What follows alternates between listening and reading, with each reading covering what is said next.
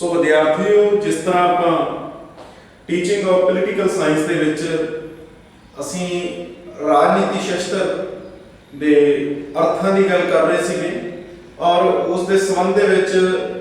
ਅਸੀਂ ਗੱਲ ਕੀਤੀ ਕਿ ਰਾਜਨੀਤੀ ਸ਼ਾਸਤਰ और राजनीति की है, शस्त्र की है या राजनीति शस्त्र असी इकट्ठा जिहड़ा शब्द है या दो शब्द ने इन्हां दी की अर्थ ने और ये शब्द कित्थों आए ने। सो इस दे बारे असी गल कीती सीगी और असी अपने इस लैक्चर दे विच इस दे दृष्टिकोण दे बारे गल करांगे। असी उस दिन गल कर रहे सीगे कि जिहड़ा राजनीति शब्द है ये अंग्रेजी भाषा ਦਾ ਇੱਕ ਅਨੁਵਾਦ ਹੈ और दूसरी ਅਸੀਂ ਗੱਲ ਕਰੀਏ ਕਿ ਇਹ ਪੌਲਿਸ਼ ਸ਼ਬਦ ਤੋਂ ਬਣਿਆ ਜਿਹੜਾ ਕਿ ਯੂਨਾਨੀ ਭਾਸ਼ਾ ਦਾ ਸ਼ਬਦ ਹੈ ਔਰ ਅਸੀਂ ਉਸ ਦਿਨ ਵੀ ਗੱਲਬਾਤ ਕੀਤੀ ਸੀ ਕਿ ਜਿਹੜਾ ਯੂਨਾਨ ਹੈ ਉਸ ਦਾ ਰਾਜਨੀਤਿਕ ਜਿਹੜਾ ਸਾਹਿਤ ਹੈ ਉਹ ਆਮ ਜਿਹੜੇ ਹੋਰ ਦੇਸ਼ ਸੀਗੇ ਜਾਂ ਹੋਰ ਖੇਤਰ ਨੇ ਦੁਨੀਆ ਦੇ ਵਿੱਚ ਉਹਨਾਂ ਤੋਂ ਜ਼ਿਆਦਾ ਵਿਕਸਿਤ ਹੈ। ਉਸ ਦਾ ਕਾਰਨ ਇਹ ਸੀਗਾ ਕਿ ਉੱਥੇ ਦਾ ਜਿਹੜਾ ਨਗਰ ਨੇ ਜਾਂ ਉੱਥੋਂ ਦੇ ਲੋਕਾਂ ਦਾ ਜਿਹੜਾ ਰਹਿਣ ਸਹਿਣ ਦਾ ਢੰਗ ਸੀਗਾ ਉਸ ਨੇ ਇਸ ਚੀਜ਼ ਨੂੰ ਬਹੁਤ ਪ੍ਰਭਾਵਿਤ ਕੀਤਾ ਕਿ ਉਸ ਸਮੇਂ ਦੇ ਲੋਕ ਸੀ ਜਿਹੜੇ ਉੱਥੋਂ ਦੇ ਉਹ ਆਪਣੇ ਅਧਿਕਾਰਾਂ ਦੇ ਬਾਰੇ, ਆਪਣੇ ਫਰਜ਼ਾਂ ਦੇ ਬਾਰੇ, ਆਪਣੇ ਖੇਤਰ ਦੇ ਜਾਂ ਆਪਣੇ ਦੇਸ਼ ਦੇ ਨਿਯਮਾਂ ਦੇ ਬਾਰੇ ਔਰ ਬਾਕੀ ਦੇ ਨਾਲੋਂ ਕਾਫੀ ਜਿਹੜੇ ਜਾਗਰੂਕ ਸੀਗੇ। ਸਮੇਂ ਦੇ ਉੱਪਰ ਸੀ ਜਿਹੜਾ ਇਹ ਬਦਲਾਅ ਹੈ ਰਾਜਨੀਤਿਕ ਨਿਯਮਾਂ ਦੇ ਵਿੱਚ ਜਾਂ ਰਾਜਨੀਤਿਕ ਅਰਥਾਂ ਦੇ ਵਿੱਚ ਜਿਹੜਾ ਉਹ ਕਿਤੇ ਨਾ ਕਿਤੇ ਸਾਹਮਣੇ ਸਾਨੂੰ ਵੇਖਣ ਨੂੰ ਮਿਲਿਆ। ਸੋ ਅੱਜ ਅਸੀਂ ਇੱਕ ਦ੍ਰਿਸ਼ਟੀਕੋਣ ਦੀ ਗੱਲ ਕਰ ਰਹੇ ਹਾਂ ਔਰ ਉਸ ਤੋਂ ਬਾਅਦ ਯੂਨਾਨ ਦੇ ਤੋਂ ਬਾਅਦ ਵਿਕਸਿਤ ਜਿਹੜਾ ਸਾਹਿਤ ਵਿਕਸਿਤ ਹੋਣ ਤੋਂ ਬਾਅਦ ਜਿਹੜੀਆਂ ਸਾਡੇ ਸਮਾਜ ਦੇ ਵਿੱਚ ਜਾਂ ਜਿਹੜਾ ਦੁਨੀਆ ਦੇ ਵਿੱਚ ਰਾਜਨੀਤਿਕ ਦੋ ਤਰ੍ਹਾਂ ਦੀਆਂ ਵਿਚਾਰਧਾਰਾ ਸੀ ਜਿਹੜੀਆਂ ਉਹ ਲਾਗੂ ਹੋਈਆਂ। ਉਸ ਦੇ ਵਿੱਚ ਇੱਕ ਸੀਗੀ ਰਾਜਨੀਤਿਕ ਦੀ ਪਰੰਪਰਾਵਾਦੀ ਵਿਚਾਰਧਾਰਾ ਔਰ ਇੱਕ ਸੀਗੀ ਆਧੁਨਿਕ ਵਿਚਾਰਧਾਰਾ ਔਰ ਉਸ ਵਿਚਾਰਧਾਰਾ ਨਾਲ ਸੰਬੰਧ ਰੱਖਣ ਵਾਲੇ ਅਲੱਗ-ਅਲੱਗ ਸੀ ਜਿਹੜੇ ਉਹ ਵਿਗਿਆਨੀ ਸੀਗੇ, ਰਾਜਨੀਤਿਕ ਵਿਗਿਆਨੀ ਸੀ। ਉਹਨਾਂ ਨੇ ਆਪਣੀਆਂ ਵਿਚਾਰਧਾਰਾ ਸੀ ਔਰ ਉਹਨਾਂ ਦੇ ਵਿਚਾਰਧਾਰਾ ਨੂੰ ਅਸੀਂ ਆਧਾਰ ਬਣਾ ਕੇ ਔਰ ਜਿਹੜੇ ਖੋਜਕਰਤਾ ਸੀਗੇ ਉਹਨਾਂ ਨੂੰ ਦੋ ਭਾਗਾਂ ਦੇ ਵਿੱਚ ਉਹਨਾਂ ਨੇ ਵੰਡਿਆ, ਇੱਕ ਨੂੰ ਪਰੰਪਰਾਵਾਦੀ ਔਰ ਦੂਸਰੇ ਨੂੰ ਆਧੁਨਿਕ। ਹੁਣ ਜਿਹੜੇ ਦੋ ਦ੍ਰਿਸ਼ਟੀਕੋਣ ਨੇ ਰਾਜਨੀਤੀ ਨੂੰ ਸਮਝਣ ਦੇ ਜਾਂ ਰਾਜਨੀਤੀ ਨੂੰ ਵੇਖਣ ਦੇ ਜਾਂ ਰਾਜਨੀਤੀ ਸ਼ਾਸਤਰ ਨੂੰ ਦਾ ਅਧਿਐਨ ਕਰਨ ਦੇ ਉਹ ਸਾਨੂੰ ਸਾਹਮਣੇ ਆਉਂਦੇ ਨੇ। ਤਾਂ ਜਿਹੜੇ ਪਰੰਪਰਾਵਾਦੀ ਦ੍ਰਿਸ਼ਟੀਕੋਣ ਹੈ ਉਸ ਦੇ ਵਿੱਚ ਉਹਨਾਂ ਨੇ ਕਿਹਾ ਸੀਗਾ ਕਿ ਜਿਹੜੇ ਰਾਜ ਔਰ ਉਹ ਇਹਦਾ ਮੁੱਖ ਕੇਂਦਰ ਬਿੰਦੂ ਹੈ। ਜਿਸ ਤਰ੍ਹਾਂ ਅਸੀਂ ਉਸ ਦਿਨ ਗੱਲ ਕੀਤੀ ਕਿ ਰਾਜ ਦੇ ਚਾਰ ਤੱਤ ਹੁੰਦੇ ਨੇ ਔਰ ਜਿਹੜੇ ਚਾਰ ਤੱਤ ਹੁੰਦੇ ਨੇ ਜਿਸ ਦੇ ਵਿੱਚ ਜਨਸੰਖਿਆ ਆਉਂਦੀ ਹੈ ਜਾਂ ਉਸ ਦੀ ਵਸੋਂ ਆਉਂਦੀ ਹੈ ਔਰ ਫਿਰ ਉਹ ਨਿਸ਼ਚਿਤ ਭੂਮੀ ਹੈ ਜਿਹੜੀ ਜਾਂ ਕਿਤੇ ਵੀ ਖੇਤਰ ਦੇ ਵਿੱਚ ਉਹ ਆਉਂਦੀ ਹੈ। ਔਰ ਤੀਸਰਾ ਤੱਤ ਹੈ ਜਿਹੜਾ ਸਰਕਾਰ ਦਾ ਆਉਂਦਾ ਹੈ ਔਰ ਜਿਹੜਾ ਚੌਥਾ ਤੱਤ ਹੈ ਉਹ ਪ੍ਰਭੂ ਸੱਤਾ ਦਾ ਆਉਂਦਾ ਹੈ ਕਿ ਸਾਡੇ ਕੋਲ ਪਾਵਰ ਵੀ ਹੋਵੇ ਔਰ ਸੁਪਰੀਮ ਪਾਵਰ ਹੈ ਜਿਹੜੀ ਉਹ ਹੋਵੇ, ਨਾ ਕਿ ਉਸ ਪਾਵਰ ਦੇ ਉੱਪਰ ਕੋਈ ਹੋਰ ਕੰਮ ਕਰਦਾ ਹੋ। ਸੋ ਇਸ ਤਰ੍ਹਾਂ ਅਸੀਂ ਰਾਜ ਤਾਂ ਜਿਹੜੇ ਪਰੰਪਰਾਵਾਦੀ ਵਿਚਾਰਧਾਰਕ ਸੀਗੇ ਜਾਂ ਜਿਹੜਾ ਪਰੰਪਰਾਵਾਦੀ ਦ੍ਰਿਸ਼ਟੀਕੋਣ ਆ ਉਸ ਦੇ ਵਿੱਚ ਆਉਂਦਾ ਕਿ ਜਿਹੜਾ ਰਾਜ ਹੈ ਉਹ ਕੇਂਦਰ ਬਿੰਦੂ ਹੈ। ਭਾਵੇਂ ਉਹ ਰਾਜ ਦੇ ਨਿਯਮ ਹੋਣ, ਭਾਵੇਂ ਉਹ ਰਾਜ ਦੇ ਕਿਸੇ ਭੌਤਿਕ ਪੱਖ ਦੀ ਅਸੀਂ ਗੱਲ ਕਰੀਏ ਜਾਂ ਅਸੀਂ ਰਾਜਨੀਤਿਕ ਪੱਖ ਦੀ ਗੱਲ ਕਰੀਏ, ਜਿਹੜਾ ਕੇਂਦਰ ਬਿੰਦੂ ਹੈ ਉਸ ਦੇ ਵਿੱਚ ਰਾਜ ਆਉਂਦਾ ਹੈ ਜਾਂ ਰਾਜ ਦੇ ਨਿਯਮ ਜਿਹੜੇ ਕਿ ਨਿਸ਼ਚਿਤ ਹੁੰਦੇ ਨੇ ਉਹਨਾਂ ਦੇ ਬਾਰੇ ਉੱਥੋਂ ਤੱਕ ਸੀ ਜਿਹੜਾ ਵਿਚਾਰ ਕੀਤਾ ਗਿਆ ਸੀ। ਭਾਵ ਕਿ ਰਾਜ ਨੂੰ ਮੁੱਖ ਕੇਂਦਰ ਮੰਨਿਆ ਗਿਆ ਜਾਂ ਉੱਥੋਂ ਦੀ ਸਰਕਾਰ ਨੂੰ ਜਿਹੜਾ ਮੁੱਖ ਕੇਂਦਰ ਜਾਂ ਜੋ ਉੱਥੇ ਸ਼ਾਸਕ ਸੀਗਾ ਜਾਂ ਸ਼ਾਸਕ ਦੇ ਕੁਛ ਨਾ ਕੁਛ ਉੱਥੋਂ ਦੇ ਜੋ ਰੂਲ ਸੀਗੇ ਕੇਵਲ ਤੇ ਕੇਵਲ ਭਾਵ ਰਾਜ ਅਤੇ ਉੱਥੋਂ ਦੀ ਸਰਕਾਰ ਆ ਜਿਹੜੀ ਉਹ ਵਿਚਾਰਧਾਰਾ ਦਾ ਮੁੱਖ ਕੇਂਦਰ ਸੀਗੀ ਜਾਂ ਗਤੀਵਿਧੀਆਂ ਦਾ ਮੁੱਖ ਕੇਂਦਰ ਸੀਗੀ ਜਾਂ ਉਸ ਦੇ ਨਾਲ ਸੰਬੰਧਿਤ ਜਿਹੜੀ ਵਿਚਾਰ ਸੀਗੇ ਉੱਥੋਂ ਤੱਕ ਸੀਮਿਤ ਸੀਗੇ, ਰਾਜ ਤੱਕ ਔਰ ਸਰਕਾਰ ਤੱਕ। ਉਸ ਨੂੰ ਪਰੰਪਰਾਵਾਦੀ ਜਿਹੜਾ ਦ੍ਰਿਸ਼ਟੀਕੋਣ ਹੈ ਉਹ ਕਿਹਾ ਜਾਂਦਾ ਜਾਂ ਪਰੰਪਰਾਵਾਦੀ ਦ੍ਰਿਸ਼ਟੀਕੋਣ ਦੇ ਵਿੱਚ ਰਾਜ ਇਸ ਦਾ ਮੁੱਖ ਕੇਂਦਰ ਰਿਹਾ ਔਰ ਇਸ ਦੇ ਨਾਲ ਸੰਬੰਧਿਤ ਜਿਹੜੀ ਸਰਕਾਰ ਹੁੰਦੀ ਸੀਗੀ ਕੇਵਲ ਉਸੇ ਦੇ ਸੰਬੰਧ ਦੇ ਵਿੱਚ ਵਿਚਾਰ ਕਰਨੀ ਜਾਂ ਕੇਵਲ ਤੇ ਕੇਵਲ ਉਸੇ ਨੂੰ ਹੀ ਗਤੀਵਿਧੀਆਂ ਦਾ ਜਾਂ ਵਿਚਾਰਕ ਅਸੀਂ ਗਤੀਵਿਧੀ ਹੈ ਜਿਹੜੀ ਉੱਥੋਂ ਤੱਕ ਸੀਮਿਤ ਕਰਦੇ ਸੀ। ਪਰ ਉਸ ਤੋਂ ਬਾਅਦ ਆਇਆ ਆਧੁਨਿਕ ਔਰ ਆਧੁਨਿਕ ਦੇ ਵਿੱਚ ਇਹਨਾਂ ਨੇ ਕਿਹਾ ਕਿ ਕੇਵਲ ਤੇ ਕੇਵਲ ਅਸੀਂ ਕਿਸੇ ਰਾਜ ਦੇ ਖੇਤਰਫਲ ਤੇ ਜਾਂ ਉੱਥੋਂ ਦੀ ਸਰਕਾਰ ਤੱਕ ਅਸੀਂ ਸੀਮਿਤ ਨਹੀਂ ਰਹਿ ਸਕਦੇ। ਇੱਥੋਂ ਤੱਕ ਕਿ ਉਸ ਦੇ ਵਿੱਚ ਹਰ ਐਕਟੀਵਿਟੀ, ਹਰ ਗਤੀਵਿਧੀ ਹੈ ਜਿਹੜੀ ਉਸ ਨੂੰ ਸ਼ਾਮਲ ਕੀਤਾ ਜਾਵੇ। ਜਿਸ ਤਰ੍ਹਾਂ ਅੱਜ ਅਸੀਂ ਆਧੁਨਿਕਤਾ ਦੀ ਗੱਲ ਕਰੀਏ ਔਰ ਅਸੀਂ ਇੱਕ ਪਰੰਪਰਾਵਾਦੀ ਗਤੀਵਿਧੀਆਂ ਦੀ ਗੱਲ ਕਰੀਏ, ਰਾਜਨੀਤਿਕ ਗਤੀਵਿਧੀਆਂ ਦੀ ਜਾਂ ਇੱਕ ਆਧੁਨਿਕ ਗਤੀਵਿਧੀਆਂ ਦੀ ਗੱਲ ਕਰੀਏ, ਅਸੀਂ ਤਾਨਾਸ਼ਾਹੀ ਸਰਕਾਰ ਦੇ ਬਾਰੇ ਵੀ ਜਾਣਦੇ ਹਾਂ ਕਿ ਤਾਨਾਸ਼ਾਹ ਸਰਕਾਰ ਹੈ ਜਿਹੜੀ, ਉਸ ਦੇ ਵਿੱਚ ਆਉਂਦਾ ਹੈ ਕਿ ਜੋ ਉੱਥੋਂ ਦਾ ਸ਼ਾਸਕ ਹੁੰਦਾ ਹੈ, ਜੋ ਉੱਥੋਂ ਦਾ ਰੂਲਰ ਹੁੰਦਾ, ਤਾਂ ਉਹੀ ਉੱਥੋਂ ਦੇ ਸਾਰੇ ਨਿਯਮ ਤੈਅ ਕਰਦਾ ਔਰ ਉਸ ਦੀ ਜ਼ੁਬਾਨ ਦੇ ਵਿੱਚੋਂ ਨਿਕਲਿਆ ਹੋਇਆ ਕੋਈ ਵੀ ਲਫ਼ਜ਼ ਹੈ ਜਿਹੜਾ ਉਹ ਕਾਨੂੰਨ ਹੁੰਦਾ। ਜਿਸ ਤਰ੍ਹਾਂ ਅਸੀਂ ਪੁਰਾਣੇ ਸਮਿਆਂ ਦੇ ਵਿੱਚ ਜਿਹੜੇ ਰਾਜੇ ਸੀ ਜਾਂ ਸ਼ਾਸਕ ਸੀ ਉਹ ਰਾਜ ਕਰਦੇ ਸੀਗੇ, ਉਹਨਾਂ ਦਾ ਆਪਣਾ ਆਪਣਾ ਨਜ਼ਰੀਆ ਸੀ ਰਾਜ ਕਰਨ ਦਾ, ਆਪਣੇ ਉਹਨਾਂ ਦੇ ਕਾਨੂੰਨ ਸੀਗੇ। ਉਹ ਕਾਨੂੰਨ ਸੀ ਜਿਹੜੇ ਕੋਈ ਲਿਖਤੀ ਰੂਪ ਦੇ ਵਿੱਚ ਨਹੀਂ ਹੁੰਦੇ ਸੀ, ਜਾਂ ਆਪਾਂ ਕਹਿ ਸਕਦੇ ਹਾਂ ਕਿ ਕੁਝ ਜਿਹੜੇ ਸ਼ਾਸਕ ਸੀਗੇ ਉਹ ਬੜੇ ਨਰਮਾਈ ਦੇ ਨਾਲ ਜਾਂ ਬੜੇ ਸਾਰੇ ਤਾਨਾਸ਼ਾਹ ਨਹੀਂ ਸੀ ਕਹਿ ਸਕਦੇ ਹੈਗੇ ਕਿ ਉਸ ਦੇ ਵਿੱਚ ਕੀ ਆਪਣਾ ਜੋ ਵੀ ਉਹ ਜ਼ੁਬਾਨ ਦੇ ਵਿੱਚੋਂ ਕੱਢਦੇ ਸੀ, ਭਾਵੇਂ ਉਹ ਉਹਨਾਂ ਦਾ ਕੋਈ ਤਾਨਾਸ਼ਾਹੀ ਰੂਲ ਹੋਵੇ, ਭਾਵੇਂ ਉਹਨਾਂ ਦਾ ਕੋਈ ਲੋਕਤੰਤਰੀ ਹੋਵੇ। ਔਰ ਦੂਸਰੇ ਵਿੱਚ ਅਸੀਂ ਗੱਲ ਕਰੀਏ ਕਿ ਉਹਨਾਂ ਵਿੱਚ ਤਾਨਾਸ਼ਾਹ ਹੁੰਦੇ ਸੀ ਕਿ ਜਿਹੜੇ ਕੇਵਲ ਤੇ ਕੇਵਲ ਕਿਸੇ ਕਾਨੂੰਨ ਦੇ ਜਾਂ ਕਹਿ ਲਓ ਕਿ ਉਹਨਾਂ ਦੇ ਆਪਣੇ ਬਣਾਏ ਹੋਏ ਕਾਨੂੰਨ ਸੀ ਜਿਹੜੇ ਉਹੀ ਲਾਗੂ ਹੁੰਦੇ ਸੀ। ਕਿਸੇ ਦੂਸਰੇ ਰਾਜੇ ਦਾ ਜਾਂ ਕਿਸੇ ਦੂਸਰੇ ਕੋਈ ਮਨੁੱਖਤਾ ਨੂੰ ਲੈ ਕੇ ਗੱਲ ਕਰੀਏ, ਕਿਸੇ ਵੀ ਪੱਖ ਨੂੰ ਲੈ ਕੇ ਅਸੀਂ ਗੱਲ ਕਰੀਏ, ਭਾਵ ਉਹ ਕਾਨੂੰਨ ਦੇ ਵਿਰੁੱਧ ਕੋਈ ਵੀ ਖੜਾ ਨਹੀਂ ਹੋ ਸਕਦਾ ਸੀ। ਉਹਨਾਂ ਦੀ ਜਿਹੜੀ ਸੁਣਵਾਈ ਸੀ ਉਹ ਵੀ ਉਹਨਾਂ ਨੇ ਖੁਦ ਕਰਨੀ ਸੀ ਔਰ ਕਾਨੂੰਨ ਦੀ ਜਿਹੜੀ ਸੀ ਉਹ ਖੁਦ ਬਣਾਉਣੀ ਸੀ। ਔਰ ਹੌਲੀ ਹੌਲੀ ਜਦੋਂ ਇਹ ਦੌਰ ਚੱਲਦਾ ਆਇਆ ਤਾਂ ਇਸ ਦੇ ਵਿੱਚ ਜਿਸ ਤਰ੍ਹਾਂ ਅਸੀਂ ਯੂਨਾਨ ਦੀ ਗੱਲ ਕਰਦੇ ਹਾਂ, ਕੁਝ ਉਹਨਾਂ ਲੋਕਾਂ ਦੇ ਵਿੱਚ ਅਵੇਅਰਨੈਸ ਆਈ ਔਰ ਉਹਨਾਂ ਲੋਕਾਂ ਨੇ ਇਸ ਚੀਜ਼ ਨੂੰ ਲੈ ਕੇ ਅਸੀਂ ਜਿਹੜਾ ਥੋੜਾ ਚੇਂਜ ਕਰਨਾ ਸ਼ੁਰੂ ਕੀਤਾ। ਹੌਲੀ ਹੌਲੀ ਅੱਜ ਜੇ ਅਸੀਂ ਗੱਲ ਕਰੀਏ ਉੱਥੋਂ ਦੇ ਅੱਜ ਤੱਕ ਦੇ ਸਫ਼ਰ ਦੀ, ਅੱਜ ਦੁਨੀਆ ਦੇ ਵਿੱਚ ਜਿਹੜੀਆਂ ਸਰਕਾਰਾਂ ਨੇ 99% ਨੇ ਜਿਹੜੀਆਂ ਉਹ ਲੋਕਤੰਤਰੀ ਜਿਹੜਾ ਢਾਂਚਾ ਹੈ ਉਸ ਨੂੰ ਫੋਲੋ ਕਰਦੀਆਂ ਨੇ। ਕੁਝ ਦੇਸ਼ਾਂ ਦੇ ਵਿੱਚ ਅੱਜ ਵੀ ਹੈ ਜਿਹੜਾ ਉਹ ਤਾਨਾਸ਼ਾਹੀ ਦੀ ਤਰ੍ਹਾਂ ਜਾਂ ਕਹਿ ਲਓ ਕਿ ਇੱਕੋ ਸ਼ਾਸਕ ਹੈ ਜਿਹੜਾ ਉਹ ਰਾਜ ਦੇ ਉੱਪਰ ਪਰਮਾਨੈਂਟ ਹੈ ਜਿਹੜਾ ਉਹ ਬੈਠਾ। ਸੋ ਅੱਜ ਇੱਕ ਵੋਟ ਦੀ ਇੱਕ ਕੋਈ ਵੀ ਨਾਗਰਿਕ ਹੈ ਉਸ ਦੇਸ਼ ਦੇ ਵਿੱਚ, ਜਿਸ ਵੀ ਦੇਸ਼ ਦੇ ਵਿੱਚ ਪੈਦਾ ਹੁੰਦਾ ਹੈ, ਉਸ ਦੀ ਰਜਿਸਟ੍ਰੇਸ਼ਨ ਹੁੰਦੀ ਹੈ ਔਰ ਫਿਰ ਉਸ ਨੂੰ ਇੱਕ ਸੀਮਤ ਉਮਰ ਜਾਂ ਕਹਿ ਲਓ ਕਿ ਇੱਕ ਉਮਰ ਤੈਅ ਕਰਨ ਤੋਂ ਬਾਅਦ ਜਾਂ ਇੱਕ ਉਮਰ ਦੇ ਵਿੱਚ ਆ ਕੇ ਉਸ ਨੂੰ ਵੋਟ ਦਾ ਅਧਿਕਾਰ ਹੁੰਦਾ, ਭਾਵ ਪੋਲੀਟੀਕਲ ਮਾਮਲੇ ਨੇ ਜਿਹੜੇ ਉਹਨਾਂ ਦੇ ਵਿੱਚ ਦਖਲ ਅੰਦਾਜ਼ੀ ਕਰਦਾ। ਸੋ ਜਿਹੜਾ ਆਧੁਨਿਕ ਦ੍ਰਿਸ਼ਟੀਕੋਣ ਹੈ ਉਹ ਤਾਂ ਇੱਥੋਂ ਤੱਕ ਕਿ ਇੱਕ ਜੀਵ ਦੀ ਜਦੋਂ ਜੀਵ ਨੇ ਜਨਮ ਲਿਆ ਦੀ ਰਜਿਸਟ੍ਰੇਸ਼ਨ ਹੋ ਗਈ ਤਾਂ ਉਹ ਵੀ ਇੱਕ ਸਰਕਾਰ ਦਾ ਹਿੱਸਾ ਜਾਂ ਸਰਕਾਰ ਦਾ ਅੰਗ ਜਾਂ ਦੇਸ਼ ਦਾ ਅੰਗ ਬਣ ਗਿਆ। ਜਦੋਂ ਕਿ ਜਿਹੜੇ ਪਰੰਪਰਾਵਾਦੀ ਸੀਗੇ ਉਹ ਕੇਵਲ ਸਰਕਾਰ ਦੀਆਂ ਨੀਤੀਆਂ ਜਾਂ ਸਰਕਾਰ ਕਿਵੇਂ ਚੱਲਦੀ ਹੈ, ਕਿਸ ਤਰ੍ਹਾਂ ਦੀ ਸਰਕਾਰ ਹੈ, ਜਾਂ ਰਾਜ ਦੇ ਨਿਯਮ, ਅਸੀਂ ਗੱਲ ਕਰੀਏ ਕਿ ਰਾਜ ਦੇ ਨਿਯਮ ਕੀ ਨੇ, ਰਾਜ ਦੇ ਵਿੱਚ ਕੌਣ ਰਹਿ ਸਕਦਾ ਹੈ, ਰਾਜ ਦੇ ਵਿੱਚ ਕਿਸ ਚੀਜ਼ ਦੀ ਮਨਾਹੀ ਹੈ, ਉਸ ਚੀਜ਼ ਦੇ ਬਾਰੇ। ਸੋ ਜਿਹੜੇ ਦੋ ਦ੍ਰਿਸ਼ਟੀਕੋਣ ਸੀਗੇ ਉਹਨਾਂ ਦੇ ਬਾਰੇ ਅਸੀਂ ਇਹੀ ਚਰਚਾ ਕਰ ਰਹੇ ਹਾਂ ਕਿ ਜਿਹੜਾ ਆਧੁਨਿਕ ਦ੍ਰਿਸ਼ਟੀਕੋਣ ਹੈ ਉਹਨਾਂ ਦੇ ਆਪਣੇ ਵਿਚਾਰਕ ਨੇ ਔਰ ਪਰੰਪਰਾਵਾਦੀ ਨੇ ਆਪਣੇ। ਔਰ ਅਸੀਂ ਦੋ ਭਾਗ ਨੇ ਇਸ ਨੂੰ ਵੇਖਣ ਦੇ, ਰਾਜਨੀਤਿਕ ਸ਼ਾਸਤਰ ਨੂੰ ਜਾਣਨ ਦੇ। ਪਹਿਲਾ ਹੈ ਪਰੰਪਰਾਵਾਦੀ,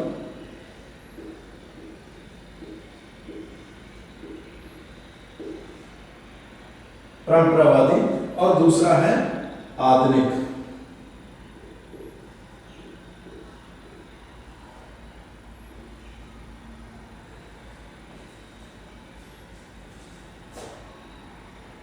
जिस तरह से साधारण गल करिए कि अज कोई भी व्यक्ति है जो वो जन्म लेता तो उसकी रजिस्ट्रेशन उसका बर्थ है जो रजिस्टर किया जाता है कि देश का नागरिक है इस देश का एक अंग है। दूसरा उसको जो एक उम्र प्राप्त कर लेना, जिस तरह साडे देश के 18 साल है जो 18 साल की उम्र तो बाद जो सानू वोट का अधिकार है वो मिल जाता है। 18 साल तो बाद असी एक जो देश के चल रही राजनीतिक गतिविधियां ने असी उसका भी एक हिस्सा बन जाते। भाव एक व्यक्ति है जो एक वोटर उस वोटर बन जाता है या उस वोट करने का अधिकार प्राप्त हो जाता है तो वह देश दी राजनीतिक गतिविधियां दे विच भी हिस्सा ले सकता है कि भावें उसकी स्थिति है जी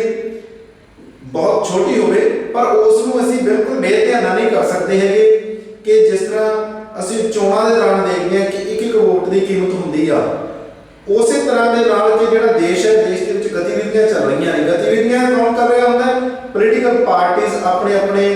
ਜਿਹੜੇ ਚੋਣ ਮੈਨੀਫੈਸਟੋ ਬਣਾਉਂਦੀਆਂ ਨੇ, ਔਰ ਉਹ ਚੋਣ ਮੈਨੀਫੈਸਟੋ ਦੇ ਵਿੱਚ ਆਪਣੇ ਆਪਣੇ ਕਾਰਜਾਂ ਨੂੰ ਦਰਸਾਉਂਦੀਆਂ ਨੇ, ਜਾਂ ਉਹ ਆਪਣੇ ਪਿਛਲੇ ਕਾਰਜਾਂ ਨੂੰ ਦਰਸਾਉਂਦੀਆਂ ਨੇ। ਫਿਰ ਉਹਨਾਂ ਕਾਰਜਾਂ ਨੂੰ ਮੁੱਖ ਰੱਖਦੇ ਹੋਏ ਜਾਂ ਉਹਨਾਂ ਦੀਆਂ ਐਕਟੀਵਿਟੀਆਂ ਨੂੰ ਮੁੱਖ ਰੱਖਦੇ ਹੋਏ ਜਿਹੜਾ ਵੋਟਰ ਹੈ ਉਹ ਆਪਣੀ ਮਤ ਦੇ ਨਾਲ ਉਹਨਾਂ ਨੂੰ ਆਪਣੀ ਮਤ ਜਾਂ ਆਪਣੀ ਰਾਏ ਜਿਹੜੀ ਉਸ ਦਾ ਅਧਿਕਾਰ ਦਿੰਦਾ ਹੈ। ਭਾਵ ਕਿ ਉਹ ਜਿੱਥੋਂ ਤੱਕ ਕਿ ਭਾਵੇਂ ਉਹ ਸਿੱਧੇ ਤੌਰ ਤੇ ਹੋਵੇ ਤੇ ਭਾਵੇਂ ਅਸਿੱਧੇ ਤੌਰ ਤੇ ਹੋਵੇ, ਜਿਸ ਤਰ੍ਹਾਂ ਅਸੀਂ ਕੁਝ ਜਿਹੜੀਆਂ ਚੋਣਾਂ ਨੇ ਉਹ ਸਿੱਧੇ ਤੌਰ ਤੇ ਵੋਟ ਕਰਦੇ ਤੇ ਕੁਝ ਅਸਿੱਧੇ ਤੌਰ ਤੇ। ਅਸਿੱਧੇ ਤੌਰ ਦੀ ਐਗਜ਼ਾਮਪਲ ਹੈ ਕਿ ਅਸੀਂ ਰਾਸ਼ਟਰਪਤੀ ਦੀ ਚੋਣ ਜਿਹੜੀ ਅਪਰਤੱਖ ਤੌਰ ਤੇ ਕਰਦੇ ਹਾਂ। ਸੋ ਇਸ ਤਰ੍ਹਾਂ ਕੀ ਹੈ ਕਿ ਜਿਹੜੀ ਆਧੁਨਿਕ ਦ੍ਰਿਸ਼ਟੀਕੋਣ ਹੈ ਉਹਦਾ ਆਪਣੀ ਖੋਜ ਦੇ ਵਿੱਚ ਇੱਥੋਂ ਤੱਕ ਲੈ ਕੇ ਆਉਂਦਾ ਹੈ, ਔਰ ਜਿਹੜਾ ਪਰੰਪਰਾਵਾਦੀ ਦ੍ਰਿਸ਼ਟੀਕੋਣ ਉਸ ਦੇ ਵਿੱਚ ਇਸ ਵਿਚਾਰ ਦੇ ਉਹ ਜਿਹੜਾ ਵਿਚਾਰ ਹੈ ਉਹ ਸਰਕਾਰ ਦੇ ਸੰਬੰਧ ਦੇ ਵਿੱਚ ਜਾਂ ਰਾਜ ਦੇ ਸੰਬੰਧ ਤੱਕ, ਭਾਵੇਂ ਉਹ ਸੰਵਿਧਾਨ ਦੀ ਗੱਲ ਕਿਉਂ ਨਾ ਹੋਵੇ, ਉਸ ਦੇ ਵਿੱਚ ਕਰਦਾ ਹੈ। ਸੋ ਅਸੀਂ ਇੱਥੇ ਹੈ ਜਿਹੜਾ ਦੋ ਜਿਹੜੇ ਪਰੰਪਰਾਵਾਦੀ ਵਿਚਾਰਕ ਸੀਗੇ ਜਾਂ ਪਰੰਪਰਾਵਾਦੀ ਵਿਗਿਆਨੀ ਸੀਗੇ, ਉਹਨਾਂ ਦੇ ਵਿੱਚ ਸੀਗਾ ਜੇਮਸ ਗਾਰਨਰ।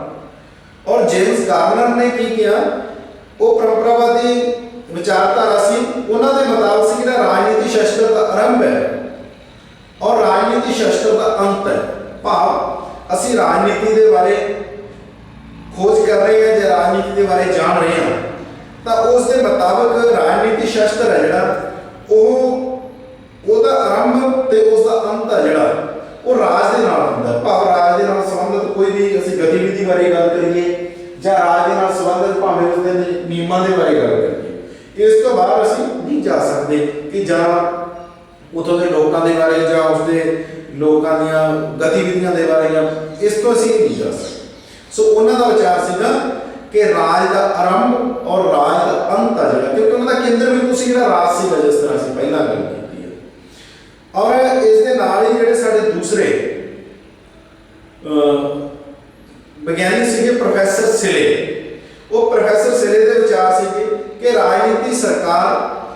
ਦੇ ਜਿਹੜਾ ਰਾਜਨੀਤੀ ਸ਼ਾਸਤਰ ਹੈ ਜਾਂ ਰਾਜਨੀਤੀ ਸ਼ਾਸਤਰ ਸਰਕਾਰ ਦੇ ਤੱਤਾਂ ਦੀ ਖੋਜ ਕਰਦਾ। ਕਿਸ ਤਰ੍ਹਾਂ ਕਰਦਾ? ਜਿਸ ਤਰ੍ਹਾਂ ਕਹਿੰਦੇ ਵੀ ਅਰਥ ਸ਼ਾਸਤਰ ਦੇ ਵਿੱਚ ਜਿਹੜੇ ਸਾਡੇ ਸੰਪਤੀ ਹੁੰਦੀ ਆ ਜਾਂ ਅਸੀਂ ਵਿੱਤੀ ਗੱਲਾਂ ਕਰੀਏ ਕਿ ਉਹਨਾਂ ਦੇ ਉੱਪਰ ਖੋਜ ਕੀਤੀ ਜਾਂਦੀ ਹੈ। ਜਿਸ ਤਰ੍ਹਾਂ ਜੀਵ ਵਿਗਿਆਨ ਦੇ ਵਿੱਚ ਜਿਹੜੀ ਜੀਵਾਂ ਦੇ ਉੱਪਰ ਜਾਂ ਕਹੋ ਕਿ ਜਨ ਜੀਵਨ ਦੇ ਉੱਪਰ ਜਿਹੜੀ ਖੋਜ ਕੀਤੀ ਜਾਂਦੀ ਹੈ। ਸੋ ਇਸ ਤਰ੍ਹਾਂ ਅਸੀਂ ਗੱਲ ਕਰਦੇ ਹਾਂ ਕਿ ਜਿਹੜਾ ਰਾਜਨੀਤੀ ਸ਼ਾਸਤਰ ਹੈ ਉਹ ਰਾਜਨੀਤਿਕ ਜਾਂ ਸਰਕਾਰ ਦੇ ਜਿਹੜੇ ਤੱਤ ਹੁੰਦੇ ਨੇ ਉਹਨਾਂ ਦੀ ਇਸ ਤਰ੍ਹਾਂ ਖੋਜ ਕਰਦਾ, ਜਿਸ ਤਰ੍ਹਾਂ ਅਸੀਂ ਦੁਬਾਰਾ ਦੱਸ ਰਹੇ ਹਾਂ ਕਿ ਜਿਸ ਤਰ੍ਹਾਂ ਅਸੀਂ ਆਪਣੇ ਕਹਿ ਲਓ ਕਿ ਅਰਥ ਸ਼ਾਸਤਰ ਹੈ, ਅਰਥ ਸ਼ਾਸਤਰ ਦੇ ਵਿੱਚ ਅਸੀਂ ਕੀ ਕਰਦੇ ਹਾਂ? ਜਾਂ ਤਾਂ ਅਸੀਂ ਵਪਾਰ ਦੀ ਗੱਲ ਕਰਦੇ ਹਾਂ, ਅਸੀਂ ਪੂੰਜੀ ਦੀ ਗੱਲ ਕਰਦੇ ਹਾਂ, ਅਸੀਂ ਲਾਗਤ ਦੀ ਗੱਲ ਕਰਦੇ ਹਾਂ, ਅਸੀਂ ਲੋੜ ਦੀ ਗੱਲ ਕਰਦੇ ਹਾਂ, ਅਸੀਂ ਪ੍ਰੋਡਕਸ਼ਨ ਦੀ ਗੱਲ ਕਰਦੇ ਹਾਂ, ਬਹੁਤ ਸਾਰੀਆਂ ਗੱਲਾਂ ਅਸੀਂ ਵਪਾਰ ਨਾਲ ਸੰਬੰਧਿਤ ਸਮੱਸਿਆਵਾਂ ਬਹੁਤ ਸਾਰਾ ਕੁਝ ਜਿਹੜਾ ਡਿਸਕਸ ਕਰਦੇ ਹਾਂ। ਭਾਵ ਅਸੀਂ ਕੇਵਲ ਤੇ ਕੇਵਲ ਅਰਥ ਚਾਰੇ ਨੂੰ ਹੀ ਡਿਸਕਸ ਕਰਦੇ ਹਾਂ। ਉਸੇ ਤਰ੍ਹਾਂ ਰਾਜਨੀਤੀ ਸ਼ਾਸਤਰ ਦੇ ਵਿੱਚ ਅਸੀਂ ਸਰਕਾਰ ਦੇ ਕੰਮ, ਵਿਰੋਧੀ ਧਿਰਾਂ ਜਾਂ ਕਹਿ ਲਓ ਕਿ ਅਸੀਂ ਰਾਜ ਦੇ ਨਿਯਮਾਂ ਦੇ ਬਾਰੇ ਗੱਲ ਕਰਦੇ ਹਾਂ। ਇਹ ਉਹਨਾਂ ਦਾ ਦ੍ਰਿਸ਼ਟੀਕੋਣ ਸੀਗਾ। ਔਰ ਅਸੀਂ ਜੇ ਅਸੀਂ ਇੱਥੋਂ ਤੱਕ ਮੰਨ ਲਈਏ ਕਿ ਉਹ ਕੇਵਲ ਤੇ ਕੇਵਲ ਭਾਵੇਂ ਕਿ ਇਹ ਨੇ ਇੱਕ ਦੂਸਰੇ ਦੇ ਉਲਟ ਨਹੀਂ ਹਨ, ਪਰੰਪਰਾਵਾਦੀ ਦ੍ਰਿਸ਼ਟੀਕੋਣ ਤੇ ਆਧੁਨਿਕ ਦ੍ਰਿਸ਼ਟੀਕੋਣ ਉਹ ਇੱਕ ਦੂਸਰੇ ਦੇ ਉਲਟ ਨਹੀਂ ਹਨ, ਪਰ ਉਹਨਾਂ ਦੀ ਇੱਕ ਰਾਜਨੀਤੀ ਸ਼ਾਸਤਰ ਨੂੰ ਜਾਂ ਕੇ ਲੋਕ ਇੱਕ ਰਾਜਨੀਤੀ ਨੂੰ ਜਿਹੜਾ ਸਮਝਣ ਦਾ ਪੱਖ ਹੈ ਉਹ ਨਜ਼ਰੀਆ ਜਿਹੜਾ ਉਹ ਵੱਖ-ਵੱਖ ਹੈ। ਔਰ ਇਸੇ ਤਰ੍ਹਾਂ ਅਸੀਂ ਆਧੁਨਿਕਤਾ ਦੀ ਗੱਲ ਕਰੀਏ, ਆਧੁਨਿਕਤਾ ਦੇ ਵਿੱਚ ਨਾ ਲਾਸਵੈਲ, ਆਧੁਨਿਕ ਦੇ ਵਿੱਚ ਲਾਸਵੈਲ ਕੀ ਕਹਿੰਦੇ ਨੇ? ਉਹ ਕਹਿੰਦੇ ਵੀ ਜਿਹੜਾ ਪ੍ਰਭਾਵ ਹੈ ਉਹ ਰਾਜਨੀਤੀ ਸ਼ਾਸਤਰ ਦੇ ਵਿੱਚ ਜਾਂ ਕਿ ਰਾਜਨੀਤੀ ਦੇ ਵਿੱਚ ਅਸੀਂ ਉਹ ਪ੍ਰਭਾਵ ਆ ਜਿਹੜਾ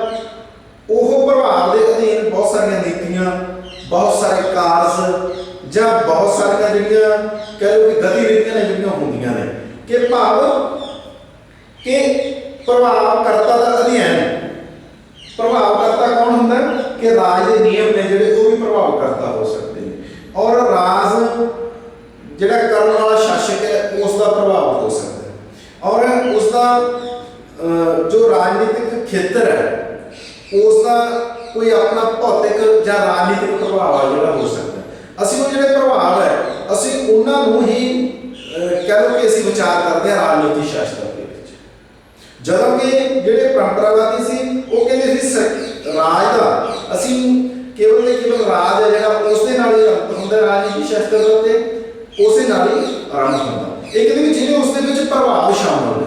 ਭਾਵੇਂ ਉਹ ਪ੍ਰਭਾਵ ਆ ਜਿਹੜਾ ਲੋਕਾਂ ਦੇ ਦੁਆਰਾ ਹੋਵੇ ਭਾਵੇਂ ਸਰਕਾਰ ਦੇ ਦੁਆਰਾ ਹੋਵੇ ਭਾਵੇਂ ਕਿਸੇ ਕਾਰਜ ਦੇ ਦੁਆਰਾ। ਔਰ ਅਸੀਂ ਅਗਲੀ ਗੱਲ ਕਰੀਏ ਜਿਹੜਾ ਆਧੁਨਿਕ ਵਿਚਾਰਧਾਰਕ ਨੇ ਉਹ ਹੈਗੇ ਨੇ ਕੈਪਲਨ।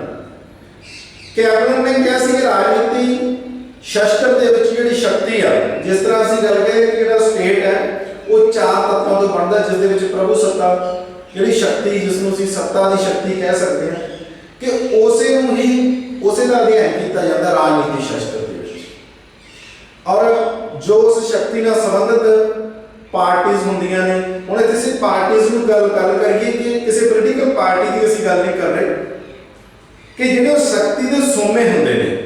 ਜਾਂ ਉਹ ਸ਼ਕਤੀ ਨੂੰ ਵਰਤਣ ਵਾਲੀਆਂ ਜਿਹੜੀਆਂ ਧਿਰਾਂ ਹੁੰਦੀਆਂ ਨੇ ਭਾਵੇਂ ਅਸੀਂ ਉਸ ਦੇ ਵਿੱਚ ਐਡਮਿਨਿਸਟ੍ਰੇਸ਼ਨ ਹੋਵੇ ਭਾਵੇਂ ਕੋਈ ਪੋਲੀਟੀਕਲ ਪਾਵਰ ਹੋਵੇ ਕਿ ਅਸੀਂ ਉਹ ਜਿਹੜੀ ਸ਼ਕਤੀ ਆ ਉਸ ਸ਼ਕਤੀ ਦਾ ਅਧਿਐਨ ਕਰਦੇ ਹਾਂ। ਸੋ ਇਸ ਤਰ੍ਹਾਂ ਸਾਨੂੰ ਪਤਾ ਲੱਗਦਾ ਕਿ ਜਿਹੜੇ ਪਰੰਪਰਾਵਾਦੀ ਦ੍ਰਿਸ਼ਟੀਕੋਣ ਸੀਗਾ ਔਰ ਆਧੁਨਿਕ ਦ੍ਰਿਸ਼ਟੀਕੋਣ ਸੀਗਾ ਔਰ ਪਰੰਪਰਾਵਾਦੀ ਦ੍ਰਿਸ਼ਟੀਕੋਣ ਤਾਂ ਰਾਜ ਤੱਕ ਔਰ ਰਾਜ ਦੀਆਂ ਗਤੀਵਿਧੀਆਂ ਤੱਕ ਜਿਸ ਤਰ੍ਹਾਂ ਪਰ ਜਿਹੜਾ ਆਧੁਨਿਕ ਦ੍ਰਿਸ਼ਟੀਕੋਣ ਹੈ ਉਸ ਦੇ ਵਿੱਚ ਰਾਜ ਦੇ ਨਾਲ ਸੰਬੰਧਿਤ ਸ਼ਕਤੀ ਨਿਆਂ ਰਾਜਨੀਤਿਕ ਕਾਰਜ ਰਾਜਨੀਤਿਕ ਪ੍ਰਭਾਵ ਜਿਸ ਤਰ੍ਹਾਂ ਅਸੀਂ ਜਦੋਂ ਰਾਜਨੀਤੀ ਨੂੰ ਪੜ੍ਹਦੇ ਹਾਂ ਤਾਂ ਉਸ ਦੇ ਵਿੱਚ ਸਾਨੂੰ ਬਹੁਤ ਸਾਰੇ ਗੱਲਾਂ ਦਾ ਅਧਿਐਨ ਹੁੰਦਾ ਕਿ ਸ਼ਕਤੀ ਨੂੰ ਕਿਸ ਤਰ੍ਹਾਂ ਸਮਾਪਤ ਕੀਤਾ ਜਾਂਦਾ ਹੈ ਸ਼ਕਤੀ ਦਾ ਕੀ ਪ੍ਰਭਾਵ ਹੁੰਦਾ ਹੈ ਕਿਹੜੀ ਸਟੇਜ ਤੇ ਕਿਹੜੀ ਪਾਰਟੀ ਹੈ ਜਾਂ ਕਿਹੜਾ ਸੋਰਸ ਹੈ ਸ਼ਕਤੀ ਦਾ ਉਹਨੂੰ ਅਸੀਂ ਕੰਮ ਕਰ ਸਕਦੇ ਹਾਂ ਕਿਸ ਨੂੰ ਖਤਮ ਕਰ ਸਕਦੇ ਹਾਂ ਕਿਸ ਤੋਂ ਸ਼ਕਤੀਆਂ ਨੂੰ ਖੋਹਿਆ ਜਾ ਸਕਦਾ ਹੈ। ਸੋ ਇਸ ਤਰ੍ਹਾਂ ਆਧੁਨਿਕ ਜਿਹੜਾ ਦ੍ਰਿਸ਼ਟੀਕੋਣ ਹੈ ਉਹ ਪਰੰਪਰਾਵਾਦੀ ਦ੍ਰਿਸ਼ਟੀਕੋਣ ਤੋਂ ਥੋੜਾ ਹਟਕੇ ਹੈ ਪਰ ਉਸ ਦੇ ਵਿੱਚ ਇੱਕ ਦੂਸਰੇ ਦਾ ਵਿਰੋਧੀ ਨਹੀਂ ਹੈ। ਜਦੋਂ ਸਾਨੂੰ ਅਸੀਂ ਰਾਜਨੀਤਿਕ ਸ਼ਾਸਤਰ ਦਾ ਅਧਿਐਨ ਕਰਨਾ ਹੋਵੇ ਤਾਂ ਇਸ ਦੇ ਵਿੱਚ ਇਹ ਅਸੀਂ ਸਿੱਟੇ ਤੇ ਪਹੁੰਚਦੇ ਹਾਂ ਕਿ ਅਸੀਂ ਪਰੰਪਰਾਵਾਦੀ ਦ੍ਰਿਸ਼ਟੀਕੋਣ ਨੂੰ ਆਧੁਨਿਕ ਦ੍ਰਿਸ਼ਟੀਕੋਣ ਤੋਂ ਵੱਖ ਨਹੀਂ ਕਰ ਸਕਦੇ ਕਿਉਂਕਿ ਜਿਹੜਾ ਰਾਜਨੀਤੀ ਸ਼ਾਸਤਰ ਦਾ ਖੇਤਰ ਉਹ ਬਹੁਤ ਜ਼ਿਆਦਾ ਵਿਆਪਕ ਹੋਣ ਦੇ ਨਾਲ ਜੇਕਰ ਅਸੀਂ ਇੱਕ ਦ੍ਰਿਸ਼ਟੀਕੋਣ ਜੇਕਰ ਅਸੀਂ ਆਧੁਨਿਕ ਦ੍ਰਿਸ਼ਟੀਕੋਣ ਨੂੰ ਹੀ ਮੁੱਖ ਰੱਖ ਕੇ ਅਧਿਐਨ ਕਰਾਂਗੇ ਤਾਂ ਕਿਤੇ ਨਾ ਕਿਤੇ ਜਿਹੜਾ ਅਸੀਂ ਜਿਸ ਤਰ੍ਹਾਂ ਅਸੀਂ ਕਰੀਏ ਕਿ ਅਸੀਂ ਇਤਿਹਾਸ ਤੋਂ ਜਦੋਂ ਹਟ ਕੇ ਕੋਈ ਗੱਲ ਕਰਦੇ ਹਾਂ ਜਾਂ ਅਸੀਂ ਕਿਸੇ ਕਲਪਨਾ ਦੇ ਆਧਾਰ ਤੇ ਗੱਲ ਕਰ ਸਕਦੇ ਹਾਂ ਤਾਂ ਉਸ ਤੇ ਉਹ ਜਿਹੜਾ ਅਸੀਂ ਕੋਈ ਸਥਾਈ ਗੱਲਬਾਤ ਨਹੀਂ ਕਰ ਸਕਦੇ ਸੋ ਉਸੇ ਤਰ੍ਹਾਂ ਪਰੰਪਰਾਵਾਦੀ ਦ੍ਰਿਸ਼ਟੀਕੋਣ ਤੇ ਜਿਹੜਾ ਆਧੁਨਿਕ ਦ੍ਰਿਸ਼ਟੀਕੋਣ ਹੈ ਰਾਜਨੀਤੀ ਸ਼ਾਸਤਰ ਦਾ ਇਹਨਾਂ ਦਾ ਬਹੁਤ ਜ਼ਿਆਦਾ ਆਪਸੀ ਸੰਬੰਧ ਹੈ ਔਰ ਇਹਨਾਂ ਨੂੰ ਅਸੀਂ ਆਪਣੀ ਕੇਵਲ ਤੇ ਕੇਵਲ ਇੱਕ ਵਿੱਚ ਜਿਸ ਤਰ੍ਹਾਂ ਇੱਕ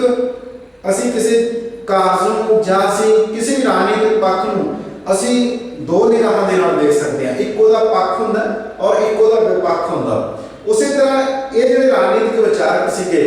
ਅਸੀਂ ਜਿਸ ਤਰ੍ਹਾਂ ਜੇਮਸ ਗਾਰਨਰ ਦੀ ਗੱਲ ਕਰੀਏ ਜਾਂ ਅਸੀਂ ਪ੍ਰੋਫੈਸਰ ਸਿਲੇ ਦੀ ਗੱਲ ਕਰੀਏ ਉਸ ਤੋਂ ਅਸੀਂ ਹਟ ਕੇ ਕਹੀਏ ਕਿ ਲਾਸਵੈਲ ਜਾਂ ਕੈਪਲਨ ਸੀ ਜਿਹੜੇ ਉਹਨਾਂ ਦੇ ਐਂਟੀ ਸੀਗੇ ਜਾਂ ਹੌਬਿਸ ਉਹਨਾਂ ਦੇ ਐਂਟੀ ਸੀਗਾ ਰਾਬਰਟ ਗਾਲ ਸੀ ਜਿਹੜੇ ਉਹ ਐਂਟੀ ਸੀਗੇ। ਐਂਟੀ ਦੀ ਗੱਲ ਨਹੀਂ ਕਿ ਉਹਨਾਂ ਨੇ ਆਪਣੇ ਵਿਚਾਰ ਨੂੰ ਜਾਂ ਇੱਕ ਰਾਜਨੀਤੀ ਨੂੰ ਸਮਝਣ ਦੇ ਲਈ ਜਾਂ ਰਾਜਨੀਤੀ ਸ਼ਾਸਤਰ ਨੂੰ ਜਦੋਂ ਉਹਨਾਂ ਨੇ ਖੋਜ ਕੀਤੀ ਇਸ ਚੀਜ਼ ਦੇ ਉੱਪਰ ਤਾਂ ਉਹਨਾਂ ਨੂੰ ਲੱਗਿਆ ਕਿ ਸ਼ਾਇਦ ਇਸ ਦੇ ਵਿੱਚ ਇੱਥੋਂ ਤੱਕ ਕਿ ਇਸ ਨੂੰ ਸਮਝਿਆ ਜਾ ਸਕਦਾ ਜਾਂ ਇਸ ਨੂੰ ਇਸ ਤਰੀਕੇ ਨਾਲ ਸਮਝਿਆ ਜਾ ਸਕਦਾ। ਸੋ ਇਹ ਦੋਨੇ ਦ੍ਰਿਸ਼ਟੀਕੋਣ ਇੱਕ ਦੂਸਰੇ ਦੇ ਵਿਰੋਧੀ ਨਹੀਂ ਹਨ ਭਾਵ ਕਿ ਇਹਨਾਂ ਨੂੰ ਜਾਣਨ ਦਾ ਜਾਂ ਇਹਨਾਂ ਦੇ ਰਾਜਨੀਤੀ ਸ਼ਾਸਤਰ ਨੂੰ ਜਾਣਨ ਦਾ ਇੱਕ ਸਾਨੂੰ ਰਸਤਾ ਦਿੱਤਾ। ਸੋ ਇਸ ਤੋਂ ਅਸੀਂ ਗੱਲ ਕਰੀਏ ਹੁਣ ਸਾਡੇ ਅਸੀਂ ਦੋ ਜਿਹੜੇ ਦ੍ਰਿਸ਼ਟੀਕੋਣਾਂ ਦੇ ਬਾਰੇ ਉਹ ਗੱਲ ਕੀਤੀ ਆ ਔਰ ਇਸ ਦੇ ਵਿੱਚ ਆਉਂਦਾ ਹੈ ਕਿ ਕੁਝ ਵਿਦਵਾਨ ਨੇ ਜਿਹੜੇ ਉਸੇ ਤਰ੍ਹਾਂ ਜਦੋਂ ਅਸੀਂ ਪ੍ਰਕਿਰਤੀ ਦੀ ਗੱਲ ਕਰਦੇ ਹਾਂ ਰਾਜਨੀਤੀ ਪ੍ਰਕਿਰਤਿਕ ਸੋਚ ਇਸ ਦੇ ਬਾਰੇ ਗੱਲ ਕਰਦੇ ਕਿ ਇਸ ਦਾ ਪ੍ਰਕਿਰਤੀ ਕਿਹੋ ਜਿਹੀ ਹੈ। ਹੁਣ ਇਸੇ ਨੂੰ ਲੈ ਕੇ ਫਿਰ ਅਸੀਂ ਜਿਹੜੇ ਦੋ ਪੱਖਾਂ ਦੇ ਵਿੱਚ ਚਲੇ ਜਾਂਦੇ ਹਾਂ ਉਸ ਦੇ ਵਿੱਚ ਆਉਂਦਾ ਹੈ ਕਿ ਰਾਜਨੀਤੀ ਸ਼ਾਸਤਰ ਇੱਕ ਵਿਗਿਆਨ ਹੈ और कुछ ਜਿਹੜੇ ਵਿਚਾਰਕ ਨੇ ਜਾਂ ਕੁਝ ਜਿਹੜੇ ਰਾਜਨੀਤੀ ਸ਼ਾਸਤਰ ਦੇ ਉੱਪਰ ਅਧਿਐਨ ਕਰਤਾ ਨੇ ਉਹਨਾਂ ਨੇ ਕਿਹਾ ਕਿ ਜਿਹੜਾ ਰਾਜਨੀਤੀ ਸ਼ਾਸਤਰ ਹੈ ਉਹ ਵਿਗਿਆਨ ਨਹੀਂ ਹੈ। ਹੁਣ ਅਸੀਂ ਫਿਰ ਇਹਦੀ ਪ੍ਰਕਿਰਤੀ ਤੌਰ ਤੇ ਅਸੀਂ ਦੋ ਜਿਹੜੇ ਭਾਗ ਨੇ ਉਹਨਾਂ ਦੇ ਵਿੱਚ ਚਲੇ ਗਏ ਹਾਂ।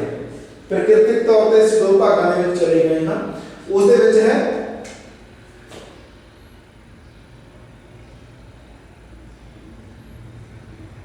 राजनीति शास्त्र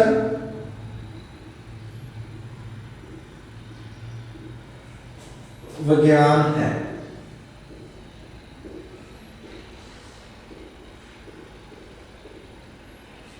और दूसरा राजनीति शास्त्र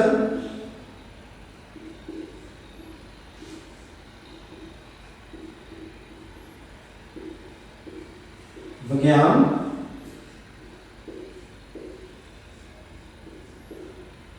नहीं है। हुण असीं राजनीति शास्त्र विज्ञान है और राजनीति शास्त्र विज्ञान नहीं है। हुण कुछ जिहड़े राजनीति शास्त्र ते अध्ययन करने वाले ने तो कह रहे कि राजनीति शास्त्र जो एक विज्ञान है कि वो एक विज्ञान की तरह गल करता, उसके अंकड़े उसके कह लो कि जिस तरह असीं कह लो कि एक विज्ञान के विषय के विच जो चीज़ां शामिल होंदियां ने उस दे विच निश्चितता होंदी है, कुछ चीज़ां निश्चित होंदियां ने, कुछ चीज़ां विज्ञान के विच प्रयोग के आधार पर होंदियां ने, कुछ चीज़ां सिक्किਆਂ के आधार पर होंदियां ने। जिस तरह कि सानू पता विज्ञान के विच असीं गणित की गल करिए कि 2 ते 2 4 होंदे ने, अंकड़े आ गए। उसी तरह ਜਦੋਂ ਅਸੀਂ ਕੋਈ ਵਿਗਿਆਨ ਦਾ ਕੋਈ ਪ੍ਰਯੋਗ ਕਰਦੇ ਹਾਂ ਸਾਨੂੰ ਪਤਾ ਕਿ ਕਿਸ ਕੈਮੀਕਲ ਦੇ ਨਾਲ ਕਿਹੜਾ ਕੈਮੀਕਲ ਮੈਚ ਹੋ ਕੇ ਉਸ ਤੋਂ ਕੀ ਬਣਦਾ ਜਾਂ ਕਿਸ ਤਰ੍ਹਾਂ ਬਹੁਤ ਸਾਰੇ ਪ੍ਰਯੋਗ ਇਸ ਤਰ੍ਹਾਂ ਹੋ ਸਕਦੇ ਨੇ ਭੂਗੋਲ ਦੇ ਵਿੱਚ। ਸੋ ਇਸੇ ਤਰ੍ਹਾਂ ਕਹ ਲਓ ਕਿ ਜਦੋਂ ਇਸ ਕਰਕੇ ਮੰਨਿਆ ਜਾਂਦਾ ਕਿ ਇਸ ਵਿੱਚ ਕੁਝ ਇਸ ਤਰ੍ਹਾਂ ਦੀਆਂ ਘਟਨਾਵਾਂ ਜਾਂ ਇਸ ਤਰ੍ਹਾਂ ਦੇ ਕਾਰਜ ਨੇ ਜਿਹੜੇ ਰਾਜਨੀਤੀ ਸ਼ਾਸਤਰ ਦੇ ਵਿੱਚ ਰਾਜਨੀਤਿਕ ਅਧਿਐਨ ਦੇ ਵਿੱਚ ਸਾਨੂੰ ਦੇਖਣ ਨੂੰ ਮਿਲਦੇ ਨੇ। ਜੇ ਤੁਸੀਂ ਅਧਿਐਨ ਕਰਦੇ ਆ ਰਾਜਨੀਤੀ ਦਾ भी जी राजनीति है वो प्रयोग के भी आधारित है, वो निश्चित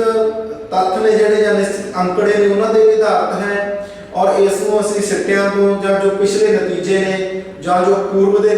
नतीजे असी प्राप्त कर चुके हैं उन्होंने भी आधारित है। और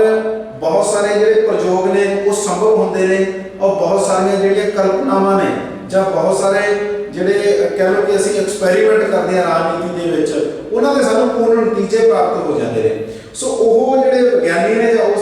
ਨਾਲ ਸੰਬੰਧਿਤ ਜਾਂ ਉਸ ਨੂੰ ਇਸ ਵਿਚਾਰਧਾਰਾ ਨੂੰ ਮੰਨਣ ਵਾਲੇ ਲੋਕ ਉਹ ਇਹਨਾਂ ਨੂੰ ਰਾਜਨੀਤੀ ਸ਼ਾਸਤਰ ਨੂੰ ਵਿਗਿਆਨ ਕਹਿੰਦੇ ਨੇ ਕਿ ਇੱਕ ਵਿਗਿਆਨਕ ਹੈ, ਇਸ ਨੂੰ ਇੱਕ ਵਿਗਿਆਨਕ ਵਿਸ਼ੇ ਦੇ ਤੌਰ ਤੇ ਜਿਹੜਾ ਇਸ ਨੂੰ ਮੰਨਦੇ ਨੇ। ਪਰ ਜਿਹੜੇ ਕੁਝ ਵਿਚਾਰਕ ਨੇ ਉਹ ਇਸ ਨੂੰ ਝਟਲਾਉਂਦੇ ਨੇ। ਉਹਨਾਂ ਦਾ मकसद है कि जो राजनीति शास्त्र है जो इसमें असीं कई इस प्रयोग ने जोड़े वो फेल हो जाते हैं। जिस तरह भावें असीं चोणां नूं लैके गल करिए कि एक कियास जां एक कियास लाया जाता कि इस पार्टी की जिहड़ी जित है वो यकीनी है,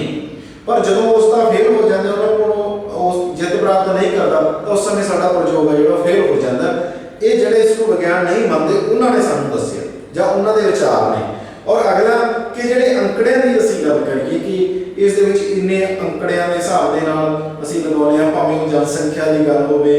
ते भावें असीं वोटिंग गिणती की होवे, भावें हलकियां की होवे ते भावें बहुत सारे जिहड़ियां चीज़ां ने, भावें मैंबरां की गिणती की होवे, असीं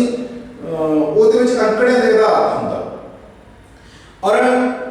ਹੁਣ ਇਹ ਜਿਹੜੇ ਵਿਗਿਆਨੀ ਉਸ ਨੂੰ ਵਿਗਿਆਨ ਨਹੀਂ ਮੰਨਦੇ ਉਹ ਕਹਿੰਦੇ ਅੰਕੜੇ ਨੇ ਜਿਹੜੇ ਇਹ ਹਾਲਾਤਾਂ ਦੇ ਮੁਤਾਬਕ ਰਾਜਨੀਤਿਕ ਹਾਲਾਤਾਂ ਦੇ ਮੁਤਾਬਕ ਜਾਂ ਰਾਜ ਦੇ ਕਿਸੇ ਨਿਯਮਾਂ ਨੂੰ ਲੈ ਕੇ ਜਿਹੜੇ ਹਾਲਾਤਾਂ ਦੇ ਮੁਤਾਬਕ ਨੇ ਉਹਨਾਂ ਦੇ ਵਿੱਚ ਬਦਲਾਅ ਆ ਜਿਹੜਾ ਆਉਂਦਾ ਰਹਿੰਦਾ। ਉਹ ਬਦਲਾਅ ਆ ਜਿਹੜਾ ਆਉਣ ਦੇ ਕੀ ਕਾਰਨ ਨੇ, ਜਿਸ ਤਰ੍ਹਾਂ ਅਸੀਂ ਗੱਲ ਕੀਤੀ ਕਿ ਅਸੀਂ ਵੋਟ ਦੀ ਗੱਲ ਕਰ ਰਹੇ ਸੀ ਕਿ कई बार असीं अपना जो वोट है एक नागरिक प्रत्यक्ष तौर पर दिंदा, सीधे तौर पर जो दे दिंदा। जिस तरह असीं अपने MLAs की चोन करते हैं उन्होंने असीं सीधा वोट करते हैं कि जिस भी असीं वोट करना चाहते होइए उन्होंने असीं वोट कर देते हैं। और असीं जिहड़ी राष्ट्रपति की चोन आ उस दे विच असीं इनडायरैक्ट वे दे नाल सीधे तौर पर असीं राष्ट्रपति नूं वोट नहीं करते। उस दे विच जो साडे चुने हुए नुमाइंदे ने वो ਭਾਵੇਂ ਪਾਰਟੀਜ਼ ਨੂੰ ਲੈ ਕੇ ਹੋਣ, ਭਾਵੇਂ ਕਿਸੇ ਵੀ ਸੰਸਥਾ ਨੂੰ ਲੈ ਕੇ ਹੋਣ, ਉਹ ਉਹਨਾਂ ਨੂੰ ਡਾਇਰੈਕਟ ਵੋਟ ਕਰਦੇ ਨੇ ਤੇ ਅਸੀਂ ਉਹਨਾਂ ਨੂੰ ਡਾਇਰੈਕਟ ਵੋਟ ਕਰਦੇ। ਸੋ ਸਾਡੀ ਜਿਹੜੀ ਇਨਡਾਇਰੈਕਟ ਵੋਟ ਹੈ ਉਹ ਸਪੋਰਟ ਕਰਦੀ ਹੈ ਪ੍ਰੈਜ਼ੀਡੈਂਟ ਨੂੰ। ਉਸ ਦੇ ਵਿੱਚ ਕੀ ਹੁੰਦਾ ਕਿ ਉਸੇ ਤਰੀਕੇ ਦੇ ਨਾਲ ਜੋ ਅਸੀਂ ਕਹਿ ਰਹੇ ਸੀ ਕਿ ਉਸ ਦੇ ਵਿੱਚ ਜਿਹੜੇ ਹਾਲਾਤ ਨੇ ਜਾਂ ਜਿਹੜੇ ਨਤੀਜੇ ਨੇ ਉਹ ਬਦਲਦੇ ਰਹਿੰਦੇ ਨੇ। ਜਿਸ ਤਰ੍ਹਾਂ ਲੋਕਾਂ ਦਾ ਉਹਨਾਂ ਨੇ ਕਿਹਾ ਕਿ ਜਿਸ ਤਰ੍ਹਾਂ ਦਾ ਲੋਕਾਂ ਦਾ ਜਿਹੜਾ ਰੁਝਾਨ ਹੈ ਉਹ ਬਦਲਦਾ ਰਹਿੰਦਾ, ਬਦਲਦਾ ਮੁਤਾਬਕ ਕਿ ਇੱਕ ਅਸੀਂ ਐਮਐਲਏ ਨੂੰ ਵੋਟ ਕੀਤਾ ਔਰ ਐਮਐਲਏ ਨੇ ਬਟ ਸਾਡੇ ਜੋ ਸਾਡਾ ਮਨ ਭਾਉਂਦਾ ਜਾਂ ਅਸੀਂ ਚਾਹੁੰਦੇ ਸੀ ਉਸ ਰਾਸ਼ਟਰਪਤੀ ਨੂੰ ਵੋਟ ਨਹੀਂ ਕੀਤਾ, ਉਸਨੇ ਕਿਸੇ ਦੂਸਰੇ ਰਾਸ਼ਟਰਪਤੀ ਦਾ ਨਾਮ ਰეკਮੈਂਡ ਕੀਤਾ। ਤਾਂ ਉੱਥੇ ਕੀ ਹੋ ਗਿਆ, ਜਿਹੜੇ ਸਾਡੇ ਰੁਝਾਨ ਨੇ ਉਹਨਾਂ ਦੇ ਵਿੱਚ ਕਿਤੇ ਨਾ ਕਿਤੇ ਫਰਕ ਆ। ਪਹਿਲਾਂ ਅਸੀਂ ਹੋਰ ਨੂੰ ਸਪੋਰਟ ਕਰਦੇ ਸੀ, ਫਿਰ ਉਹ ਰੁਝਾਨ ਆਉਣ ਦੇ ਨਾਲ ਕੀ ਜਿਹੜੇ ਨਤੀਜੇ ਨੇ ਉਹ ਬਦਲਦੇ ਰਹਿੰਦੇ। ਦੂਸਰਾ ਉਹਨਾਂ ਨੇ ਕਿਹਾ ਕਿ ਜਿਹੜੇ ਲੋਕ ਨੇ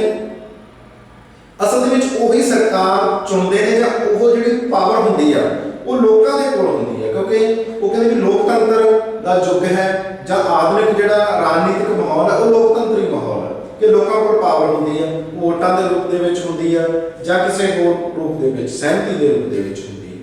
ਤਾਂ ਉਹ ਲੋਕ ਨੇ ਜਿਹੜੇ ਉਹ ਕਹਿੰਦੇ ਵੀ ਲੋਕਾਂ ਨੂੰ ਸਮਝਣਾ ਜਾਂ ਲੋਕਾਂ ਦੀ ਲਹਿਰ ਨੂੰ ਸਮਝਣਾ, ਉੱਥੇ ਉਹ ਚੀਜ਼ਾਂ ਨੇ ਜਿਹੜੀਆਂ ਸਾਡਾ ਪਿਛਲਾ ਨਤੀਜੇ ਨੇ ਕਿ ਉਹਨਾਂ ਨਤੀਜਿਆਂ ਦੇ ਆਧਾਰ ਤੇ ਅਸੀਂ ਅਗਲੇ ਨਤੀਜੇ ਆ ਜਿਹੜੇ ਉਹ ਨਹੀਂ ਮੰਨ ਸਕਦੇ। ਸੋ ਉਹ ਜਿਹੜੇ ਵਿਚਾਰਕ ਨੇ ਉਹ ਇਸ ਨੂੰ ਜਿਹੜਾ ਵਿਗਿਆਨ ਹੈ ਰਾਜਨੀਤੀ ਸ਼ਾਸਤਰ ਨੂੰ ਉਹ ਵਿਗਿਆਨ ਨਹੀਂ ਮੰਨਦੇ। ਉਹਨਾਂ ਵਿੱਚ ਕਿ ਹਰ ਐਕਸਪੈਰੀਮੈਂਟ ਆ ਜਿਹੜੇ ਇਹਨਾਂ ਤੇ ਕਈ ਵਾਰ ਫੇਲ ਵੀ ਹੋ ਜਾਂਦੇ ਜਾਂ ਪੁਰਾਣੇ ਜਿਹੜੇ ਅੰਕੜੇ ਨੇ ਪੁਰਾਣੇ ਨਤੀਜੇ ਨੇ ਭਾਵੇਂ ਕਿਸੇ ਪਾਰਟੀ ਨੂੰ ਲੈ ਕੇ ਹੋਣ, ਭਾਵੇਂ ਕਿਸੇ ਬਿੱਲ ਨੂੰ ਲੈ ਕੇ ਹੋਣ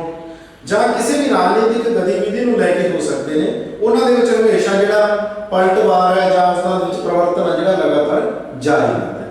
ਔਰ ਦੂਸਰੀ ਗੱਲ, ਜਿਸ ਤਰ੍ਹਾਂ ਇਹਨਾਂ ਨੇ ਗੱਲ ਕੀਤੀ ਕਿ ਜਿਹੜੇ ਵਿਗਿਆਨਕ ਵਿਸ਼ਾ ਮੰਨਦੇ ਨੇ ਉਹ ਕਹਿੰਦੇ ਨੇ ਵੀ ਜਿਹੜੀਆਂ ਸ਼ਕਤੀਆਂ ਨੇ ਉਹ ਸਥਾਈ ਹੁੰਦੀਆਂ ਨੇ, ਭਾਵ ਕਿ ਇੱਕ ਨਿਸ਼ਚਿਤ ਹੁੰਦਾ ਉਸ ਦੇ ਵਿੱਚ ਕਿ ਜਿਸ ਤਰ੍ਹਾਂ ਰਾਸ਼ਟਰਪਤੀ ਦੀਆਂ ਸ਼ਕਤੀਆਂ ਨੇ ਜਾਂ ਅਸੀਂ ਕਹਿ ਲਓ ਕਿ ਪ੍ਰਧਾਨ ਮੰਤਰੀ ਦੀਆਂ ਸ਼ਕਤੀਆਂ ਨੇ ਜਾਂ ਕਿਸੇ ਹੋਰ ਕੋਈ ਵੀ ਗਵਰਨਮੈਂਟ ਬਾਡੀ ਹੋ ਸਕਦੀ ਹੈ ਉਹਦੀਆਂ ਸ਼ਕਤੀਆਂ ਨੇ, ਉਹ ਨਿਸ਼ਚਿਤ ਹੁੰਦੀਆਂ ਨੇ ਕਿ ਇਹ ਜਿਹੜੀ ਬਾਡੀ ਉਹ ਇਹ ਸ਼ਕਤੀਆਂ ਦਾ ਪ੍ਰਯੋਗ ਕਰ ਸਕਦੀ ਹੈ ਜਾਂ ਉਹ ਜਿਹੜਾ ਇਹ ਕੁਰਸੀ ਤੇ ਬੈਠਣ ਵਾਲਾ ਉਹ ਇਸ ਕੁਰਸੀ ਦੀਆਂ ਸ਼ਕਤੀਆਂ ਇਹਦੀਆਂ ਨੇ। ਇਸ ਕਰਕੇ ਇਹ ਵਿਗਿਆਨਕ ਆ, ਪਰ ਉਸ ਦੇ ਨਾਲ ਹੀ ਜਿਹੜੇ ਵਿਗਿਆਨ ਦਾ ਨਹੀਂ ਮੰਨਦੇ ਇਸ ਨੂੰ, ਉਹ ਕਹਿੰਦੇ ਵੀ ਜੇ ਉਹ ਇਸ ਤੇ ਬੈਠਣ ਵਾਲਾ ਜਿਹੜਾ ਵਿਅਕਤੀ ਆ ਉਸ ਦੀ ਇੱਕ ਆਪਣੀ ਸ਼ਖਸੀਅਤ ਹੁੰਦੀ ਆ, ਉਸ ਸ਼ਖਸੀਅਤ ਨੂੰ ਅਸੀਂ ਸਮਝਦੇ ਹੋਏ ਜਿਹੜਾ ਸ਼ਕਤੀਆਂ ਦਾ ਪ੍ਰਯੋਗ ਕਰਦਾ ਕਿ ਸ਼ਕਤੀ ਦਾ ਪ੍ਰਯੋਗ ਕਰਨਾ ਕਿਵੇਂ ਆ। ਜਿਸ ਤਰ੍ਹਾਂ ਅਸੀਂ ਜਿਹੜੇ ਰਾਜਨੀਤਿਕ ਰੁਝਾਨਾਂ ਦੀ ਗੱਲ ਕਰੀਏ ਤਾਂ ਇੱਕ ਛੋਟੀ ਜਿਹੀ ਅਸੀਂ ਉਦਾਹਰਨ ਦਿੰਦੇ ਹਾਂ, ਉਸ ਉਦਾਹਰਨ ਦੇ ਤੋਂ ਅਸੀਂ ਸਮਝਦੇ ਹਾਂ ਕਿ ਕੁਝ ਇਸ ਨੂੰ ਵਿਗਿਆਨ ਮੰਨਦੇ ਨੇ ਜੋ ਉਸ ਨੂੰ ਕੇਵਲ ਤੇ ਕੇਵਲ ਅਹੁਦੇ ਨੂੰ ਸ਼ਕਤੀਆਂ ਦੀ ਗੱਲ ਕਰਦੇ ਨੇ, ਕੁਝ ਸ਼ਖਸੀਅਤ ਨੂੰ ਮੰਨਦੇ ਨੇ, ਜੋ ਸ਼ਖਸੀਅਤ ਨੂੰ ਮੰਨਣ ਵਾਲੇ ਨੇ ਉਹ ਇਹ ਮੰਨਦੇ ਨੇ ਕਿ ਵਿਗਿਆਨ ਨਹੀਂ ਹੈ। ਅਸੀਂ ਕਿਸੇ ਪੋਲੀਟੀਕਲ ਪਾਰਟੀ ਨੂੰ ਅੱਛਾ ਮੰਨਦੇ ਹੋ ਸਕਦੇ ਹਾਂ ਜਾਂ ਅਸੀਂ ਕਿਸੇ ਪੋਲੀਟੀਕਲ ਪਾਰਟੀ ਨੂੰ ਜੁਆਇਨ ਕਰ ਸਕਦੇ ਹਾਂ ਜਾਂ ਉਸ ਨੂੰ ਲਾਈਕ ਕਰਦੇ ਹਾਂ। ਜਦੋਂ ਵੀ ਵੋਟ ਆਉਂਦੀ ਹੈ ਤਾਂ ਅਸੀਂ ਉਸ ਪੋਲੀਟੀਕਲ ਪਾਰਟੀ ਨੂੰ ਵੋਟ ਦਿੰਦੇ ਹਾਂ, ਭਾਵੇਂ ਕੈਂਡੀਡੇਟ ਕੋਈ ਵੀ ਹੋਵੇ। ਅਸੀਂ ਕੈਂਡੀਡੇਟ ਨੂੰ ਨਹੀਂ ਮੰਨਦੇ, ਅਸੀਂ ਪੋਲੀਟੀਕਲ ਪਾਰਟੀ ਨੂੰ ਮੰਨਦੇ ਹਾਂ। ਪਰ ਜਦੋਂ ਕਿਤੇ ਉਸ ਪੋਲੀਟੀਕਲ ਪਾਰਟੀ ਜਾਂ ਦੂਸਰੀ ਪੋਲੀਟੀਕਲ ਪਾਰਟੀ ਦੇ ਵਿੱਚ ਭਾਵ ਅਸੀਂ ਕੈਂਡੀਡੇਟ ਦੂਸਰੀ ਪੋਲੀਟੀਕਲ ਪਾਰਟੀ ਨੂੰ ਲਾਈਕ ਕਰਦੇ ਹਾਂ ਵੀ ਉਸ ਕੈਂਡੀਡੇਟ ਵਧੀਆ ਬਟ ਉਹ ਪਾਰਟੀ ਨਹੀਂ ਵਧੀਆ, ਉਸੇ ਤਰੀਕੇ ਦੇ ਨਾਲ ਕਿ ਦੂਸਰਾ ਪਾਰਟੀ ਵਧੀਆ ਕੈਂਡੀਡੇਟ ਨਹੀਂ ਵਧੀਆ, ਔਰ ਇਸ ਦੇ ਵਿੱਚ ਕੀ ਆ ਕਿ ਕੈਂਡੀਡੇਟ ਨਹੀਂ ਅੱਛਾ ਬਟ ਪਾਰਟੀ ਅੱਛੀ ਆ। ਸੋ ਉੱਥੇ ਕਿਤੇ ਨਾ ਕਿਤੇ ਜਿਹੜੇ ਰੁਝਾਨ ਨੇ ਹੁਣ ਜੋ ਪਾਰਟੀ ਨੂੰ ਉਸੇ ਤਰੀਕੇ ਦੇ ਨਾਲ ਕੀ ਹੈ ਕਿ ਜੋ ਉਹਨਾਂ ਦੇ ਕਹਿਣ ਦਾ ਭਾਵ ਹੈ ਕਿ ਜਿਹੜਾ ਜਿਹੜੀ ਵਿਅਕਤੀਗਤ ਸ਼ਖਸੀਅਤ ਹੈ ਉਹ ਲੋਕਾਂ ਨੂੰ ਜਾਂ ਉਹਨਾਂ ਸ਼ਕਤੀਆਂ ਨੂੰ ਅਟਰੈਕਟ ਕਰਦੀ ਰਹਿੰਦੀ ਹੈ। ਕਈ ਵਾਰ ਅਸੀਂ ਉਹਨਾਂ ਸ਼ਕਤੀਆਂ ਨੂੰ ਅਸੀਂ ਆਪਣੀ ਜ਼ਬਰਦਸਤੀ ਦੇ ਨਾਲ ਇੱਕ ਡਿਕਟੇਟਰੀ ਢੰਗ ਦੇ ਨਾਲ ਵਰਤੋਂ ਦੇ ਵਿੱਚ ਲੈ ਕੇ ਆਉਂਦੇ ਹਾਂ। ਕਈ ਵਾਰ ਅਸੀਂ ਸੰਵਿਧਾਨਕ ਤੌਰ ਤੇ ਨਿਯਮਾਂ ਨੂੰ ਮੰਨਦੇ ਹੋਏ ਜਾਂ ਉਹ ਨਿਯਮਾਂ ਤੋਂ ਡਰਦੇ ਹੋਏ ਜਾਂ ਉਹ ਨਿਯਮਾਂ ਦੇ ਦਬਾਅ ਦੇ ਕਾਰਨ ਅਸੀਂ ਆਪਣੀ ਸ਼ਕਤੀਆਂ ਦਾ ਦੁਰਉਪਯੋਗ ਨਹੀਂ ਕਰਦੇ। ਸੋ ਉਸ ਤਰ੍ਹਾਂ ਅਸੀਂ ਸਮਝ ਲਈਏ ਕਿ ਰਾਜਨੀਤੀ ਸ਼ਾਸਤਰ ਨੂੰ ਵਿਗਿਆਨ ਮੰਨਣਾ ਕਿ ਭਾਵ ਜੋ ਉੱਥੋਂ ਦੇ ਅਹੁਦਿਆਂ ਦੀ ਸ਼ਕਤੀ ਆ ਜਾਂ ਉਸ ਅਹੁਦਿਆਂ ਦੀਆਂ ਜ਼ਿੰਮੇਵਾਰੀਆਂ ਨੂੰ ਸਮਝਣਾ। ਹੁਣ ਜਿਹੜੇ ਇਸ ਨੂੰ ਵਿਗਿਆਨ ਨਹੀਂ